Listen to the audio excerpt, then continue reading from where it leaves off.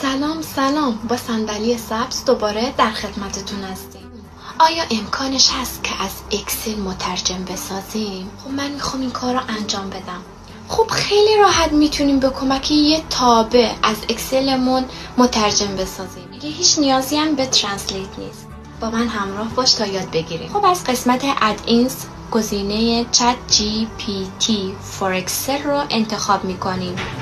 اد رو میزنیم. حالا برای این ترجمه از این تابع استفاده میکنیم که خودش میگه متن رو بهم بده تا برات ترجمه کنم.